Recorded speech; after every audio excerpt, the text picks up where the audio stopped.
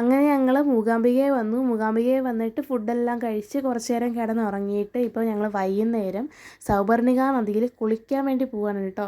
ഞാനിങ്ങനെ വീഡിയോസിലും റീൽസിലും ഒക്കെ കണ്ടിട്ടുള്ളതല്ലാതെ ആദ്യമായിട്ടാണ് സൗപർണിക നദി കാണുന്നത്. നിങ്ങളിപ്പോൾ ഇത് കാണുമ്പോൾ വിചാരിക്കും ഇപ്പം മൂകാംബികയിൽ പോകുന്നതിൻ്റെ ഈ ഒരു ട്രിപ്പിൽ തന്നെ അത്യാവശ്യം ഷോർട്സ് അപ്ലോഡ് ചെയ്ത് കഴിഞ്ഞല്ലോ എന്ന്. പക്ഷേ ഞാൻ ഈ എടുത്ത ഒരു വീഡിയോ പോലും എനിക്ക് കട്ട് ചെയ്യാതെ ഇടാനാണ് എനിക്ക് ആഗ്രഹം.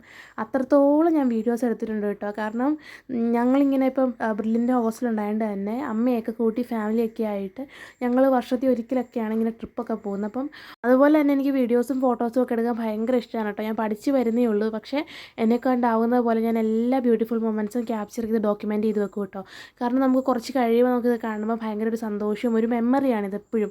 അതുകൊണ്ട് ഞാൻ എന്നെക്കൊണ്ടാവുന്ന വിധമെല്ലാം ഞാൻ ക്യാപ്ചർ ചെയ്ത് ഒരു ഡോക്യുമെൻറ്റ് ചെയ്ത് എവിടെയെങ്കിലും ഒക്കെ അപ്ലോഡ് ചെയ്തിടും കേട്ടോ. ഇൻസ്റ്റയിലോ യൂട്യൂബിലോ ഒക്കെ ആയിട്ട് ഞാൻ എവിടെയെങ്കിലും അപ്ലോഡ് ചെയ്യാറുണ്ട്. കാരണം അത് അവിടെ കിടക്കുമല്ലോ. അപ്പോൾ നമുക്ക് ഭാവിയിൽ കാണുമ്പോൾ ഒരു നല്ല മെമ്മറിയാണ്. അവിടെ ചെന്നപ്പോഴാണ് നമുക്ക് ദൂരെ നിന്ന് കാണുമ്പോൾ വലിയ വെള്ളമില്ലെന്ന് തോന്നുമെങ്കിലും അങ്ങോട്ട് ചെല്ലുമ്പോൾ നല്ല വെള്ളമുണ്ട് കേട്ടോ. അതുകൊണ്ട് ഞങ്ങൾ ആരും ഇറങ്ങിയില്ല, വലിയവർ പോയി ഇറങ്ങി കുളിച്ചിട്ട് കയറി വന്നു കേട്ടോ.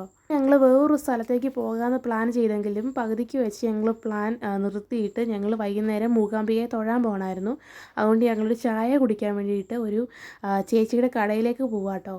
ഇവിടുന്ന് ചായ എല്ലാം കുടിച്ചിട്ട് റൂമിൽ പോയി ഫ്രഷ് ആയിട്ട് നമുക്ക് കുളിച്ച് അമ്പലത്തിലേക്ക് പോകണം. 6 മണിയൊക്കെ ആകുമ്പോഴത്തേക്ക് അമ്പലത്തിലേക്ക് പോകണം. കാരണം അത്യാവശ്യം തിരക്കുള്ള അമ്പലമാണ് മൂകാംബിക, നമുക്ക് എല്ലാവർക്കും അറിയാം. പിന്നെ വെക്കേഷനും കൂടെ ആയതുകൊണ്ട് തന്നെ അത്യാവശ്യം നല്ല ക്യൂ ഉണ്ടായിരിക്കും. അതുകൊണ്ട് അത്യാവശ്യം വേഗം തന്നെ ചായ എല്ലാം കുടിച്ച് ഫ്രഷ് ആയിട്ട് നമുക്ക് അമ്പലത്തിലേക്ക് പോകണം. ഞങ്ങൾ ഈ കടയിൽ വന്ന് അപ്രതീക്ഷിതമായിട്ടാട്ടോ. പക്ഷേ ഈ ആൻറ്റി ഭയങ്കര പാവമായിരുന്നു. ഞങ്ങൾക്ക് പലവർക്കും കോഫിയും ടീയും ഒക്കെ ആയിരുന്നു വേണ്ടത്. അതെല്ലാം കൃത്യമായിട്ട് ഞങ്ങൾക്ക് നല്ല ടേസ്റ്റ് ആയിട്ട് ഉണ്ടാക്കിയൊക്കെ തന്നു. ഇത് കഴിഞ്ഞ് അമ്പലത്തിൽ പോകുന്ന നെക്സ്റ്റ് പാർട്ടി കാണിക്കാമേ.